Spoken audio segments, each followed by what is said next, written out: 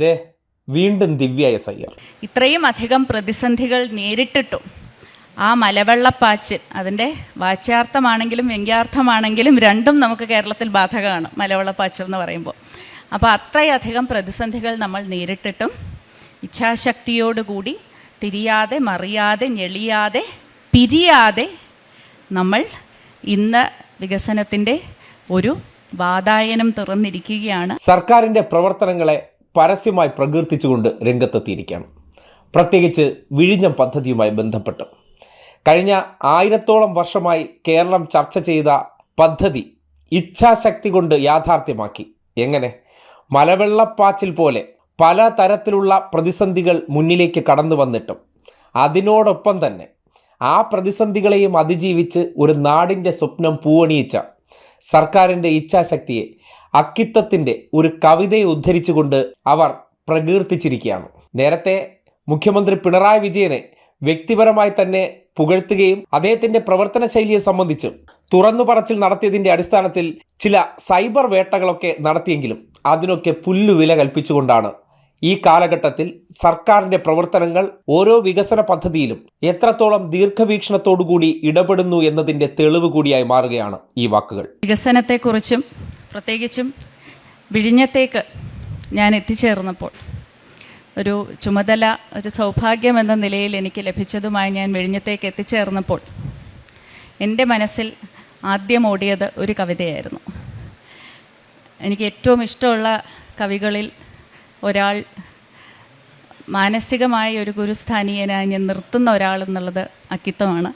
അപ്പോൾ അക്കിത്തത്തിൻ്റെ മലവെള്ളം വന്നപ്പോൾ എന്ന് പറഞ്ഞ ഒരു കവിതയിലെ 2 വരിയുണ്ട്.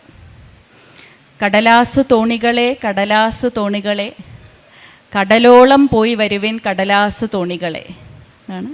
കടലാസു തോണികളെ കടലാസു തോണികളെ കടലോളം പോയി വരുവിൻ കടലാസു തോണികളെ തിരിയാതെ മറിയാതെ ഞെളിയാതെ പിരിയാതെ വിറയ്ക്കാതെ പോവും കപ്പൽ പട കണക്കേ.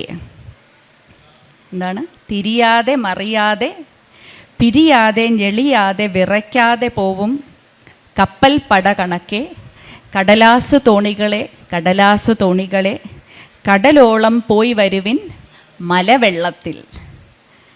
കടലോളം പോയി വരുന്നത് മലവെള്ളപ്പാച്ചിലാകുമ്പോൾ അത്ര എളുപ്പമല്ല എന്ന് നമുക്കറിയാം. പക്ഷേ എങ്കിലും കപ്പൽ പട കണക്കെ തിരിയാതെ ഞെളിയാതെ മറിയാതെ വിറയ്ക്കാതെ പോകുവാൻ ഇച്ഛാശക്തിയുള്ള ഒരു സർക്കാരിൻ്റെ നേട്ടങ്ങളെക്കുറിച്ചും ഇന്ന് ചർച്ച ചെയ്യുവാൻ കൂടിയാണ് നമ്മളിവിടെ ഒത്തുചേർന്നിരിക്കുന്നത്. അതിനുള്ള കാരണം കൂടി പറഞ്ഞതിന് ശേഷം ഞാൻ ബഹുമാനപ്പെട്ട മന്ത്രിയോട് മൈക്ക് കൈമാറും.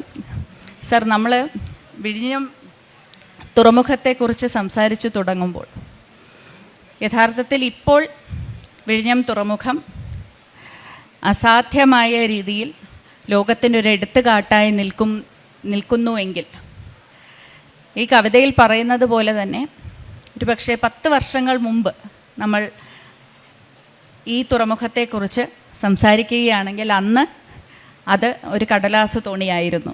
യഥാർത്ഥത്തിൽ 100 വർഷങ്ങൾക്ക് മുൻപ് അതിനെക്കുറിച്ച് നമ്മൾ സംസാരിക്കുകയായിരുന്നെങ്കിൽ അന്നും അതൊരു കടലാസു തോണിയായിരുന്നു. 10 വർഷങ്ങൾക്ക് മുമ്പ് നമ്മൾ കരാർ ഒപ്പിട്ടു. 100 വർഷങ്ങൾക്ക് മുൻപ് എന്ത് സംഭവിച്ചു എന്ന് ചോദിച്ചാൽ തിരുവിതാംകൂർ ദിവാനായിരുന്ന CP രാമസ്വാമി അയ്യർ അന്ന് അദ്ദേഹത്തിൻ്റെ കീഴിൽ പ്രവർത്തിച്ച കുറേയധികം സാങ്കേതിക വിദഗ്ധന്മാരും എൻജിനീയർമാരുൾപ്പെടെ അവരിൽ 1-2 വ്യക്തികൾ ഇന്നും നമ്മോടൊപ്പമുണ്ട്. 100 വയസ്സ് തികഞ്ഞ 1-2 ചീഫ് എൻജിനീയർമാർ ഇന്നും നമ്മോടൊപ്പമുണ്ട്. അന്ന് അവർ തയ്യാറാക്കിയ ഒരു രൂപരേഖയുണ്ടായിരുന്നു വിഴിഞ്ഞം തുറമുഖത്തിന് വേണ്ടി. അതിൻ്റെ ആർക്കൈവ്സിൽ, നമ്മുടെ സർക്കാരിൻ്റെ ആർക്കൈവ്സിൽ നമ്മൾ പോയി നോക്കുകയാണെങ്കിൽ അതിൻ്റെയൊക്കെ രേഖകൾ വരെ നമുക്കിന്ന് കയ്യിലുണ്ട്. അന്ന് എങ്ങനെയാണ് വിഴിഞ്ഞം തുറമുഖത്തെ അവർ വിഭാവന ചെയ്തത് എന്നുള്ളതിനെക്കുറിച്ചുള്ളതും അതിൻ്റെ ഡിസൈൻ സഹിതം നമുക്ക് കയ്യിലുണ്ട് ശരിക്കും. ഇനി 1000 വർഷങ്ങൾക്ക് മുൻപ് നമ്മൾ പോവുകയാണെങ്കിൽ അതേ ഇടം രാജേന്ദ്ര ചോളപട്ടണം എന്നുള്ള നാമധേയത്തിലാണ് അറിയപ്പെട്ടിരുന്നത്. അന്ന് ചേര ചോള യുദ്ധത്തിൽ ഈ വിഴിഞ്ഞം തുറമുഖം ഏറ്റവും കാതലായ, ഏറ്റവും അമൂല്യമായിട്ടുള്ള വികസന സാധ്യതയുള്ള ഒരു തുറമുഖമായി അവർ കണ്ടിരുന്നു. അതിനു മുമ്പ് രാജാക്കന്മാരും പാണ്ഡ്യന്മാരും ഒക്കെയുള്ള ചരിത്രത്തിലും നമ്മൾ വിഴിഞ്ഞം തുറമുഖത്തിൻ്റെ വികസന സാധ്യതകളെക്കുറിച്ച് വായിക്കാൻ സാധിക്കും.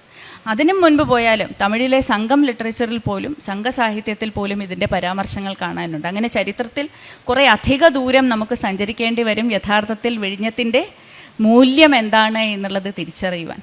അപ്പോൾ ആയിരക്കണക്കിന് വർഷങ്ങളായി ആളുകൾ കണ്ടിരുന്ന ഒരു സ്വപ്ന സാഫല്യത്തിലാണ് നമ്മൾ ഇന്ന് നിൽക്കുന്നത്.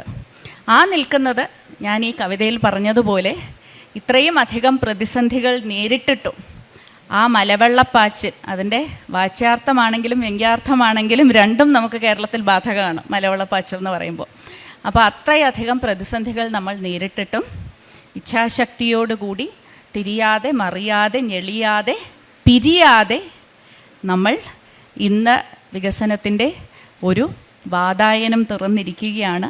നമ്മുടെ മലയാളികൾക്ക് എന്ന് മാത്രമല്ല, ഭാരതത്തിന് തന്നെ ഒരു വലിയ വഴിവിളക്കായി ഇന്ന് നിൽക്കുകയാണ് എന്നുള്ളത് സവിനയം ഇവിടെ എത്തിച്ചേർന്നിരിക്കുന്ന എല്ലാവരുടെയും മുന്നിൽ സമർപ്പിച്ചുകൊണ്ട് ഈ ഒരു ചർച്ചയിലേക്ക് കടക്കാൻ ആഗ്രഹിക്കുകയാണ്. കേട്ടല്ലോ. ഇനിയിപ്പോൾ വരുന്ന 2-3 ദിവസത്തേക്ക് അവരുടെ തോളിക്കയറ്റമായിരിക്കും ജോലി.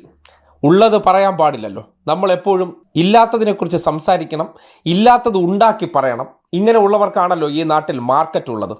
സത്യമായിട്ട് പറയുന്നവരെ അവഹേളിക്കുക, ആക്ഷേപിക്കുക, അവരെ പരിഹസിക്കുക, ഇതൊക്കെയാണല്ലോ പൊതുവായിട്ടുള്ള രീതി. കോൺഗ്രസ് പശ്ചാത്തലമുള്ളതുകൊണ്ട് സത്യം പറയാൻ പാടില്ല എന്ന തിട്ടൂരമുണ്ടെങ്കിലും അതിനോടൊക്കെ മുഖം തിരിച്ചുകൊണ്ട് താൻ ഔദ്യോഗികമായി നിൽക്കുന്ന പ്രൊഫഷനിൽ നിന്നുകൊണ്ട് എന്താണ് ഈ നാടിന് വരുന്ന മാറ്റമെന്നും അതിന് നേതൃത്വം നൽകുന്നവരുടെ ഇച്ഛാശക്തിയെക്കുറിച്ചൊക്കെ അവർ ശക്തമായ ഭാഷയിൽ പറയുകയാണ്. അതെന്തുകൊണ്ട് പറയുന്നു എന്നാൽ ഒരു വ്യക്തിയുടെ ക്വാളിറ്റിയെ സംബന്ധിച്ച് നമ്മൾ വിലയിരുത്തേണ്ടത് അവിടെയാണ്. കാര്യം സത്യങ്ങൾ ഒരിക്കലും പറയരുത്, നല്ല കാര്യങ്ങൾ മറച്ചു വെക്കണം. വ്യക്തിയുടെ മികച്ച പ്രവർത്തനങ്ങളെ ഒരിക്കലും അഭിനന്ദിക്കാൻ പാടില്ല. അഭിനന്ദിക്കുന്നത് എന്തൊക്കെയോ മോശം കാര്യമാണ്, പ്രത്യേകിച്ച് പിണറായി വിജയനെ സംബന്ധിച്ചാണെങ്കിൽ. അങ്ങനെയുള്ള സന്ദർഭത്തിലാണ് ഈ വാക്കുകളെല്ലാം കൂടുതൽ കരുത്താകുന്നത്, കൂടുതൽ ശ്രദ്ധിക്കപ്പെടുന്നതും. ദിവ്യ എസ് അയ്യർ DYFI സംഘടിപ്പിച്ച യൂത്ത് ലിറ്ററേച്ചർ ഫെസ്റ്റിവലിൽ പങ്കെടുത്ത് മന്ത്രി P രാജീവിനെ അഭിമുഖം ചെയ്യുന്ന സന്ദർഭത്തിലാണ് ഈ ഒരു യാഥാർത്ഥ്യം തുറന്നു പറഞ്ഞത്. അതിൻ്റെ ഭാഗമായി പ്രവർത്തിക്കാൻ കഴിഞ്ഞതിൻ്റെ അടിസ്ഥാനത്തിൽ കൂടി തൻ്റെ അനുഭവത്തെ മുൻനിർത്തി കൂടിയാണ് ഇത് സാക്ഷ്യപ്പെടുത്തിയിരിക്കുന്നത്. സ്വാഭാവികമായിട്ടും കഴിഞ്ഞ 10 വർഷം ഈ നാട്ടിൽ എന്ത് മാറ്റമുണ്ടായി എന്നതിൻ്റെ വളരെ ശക്തമായിട്ടുള്ള അടയാളപ്പെടുത്തലായി ഈ വാക്കുകൾ മാറുന്നുണ്ട്.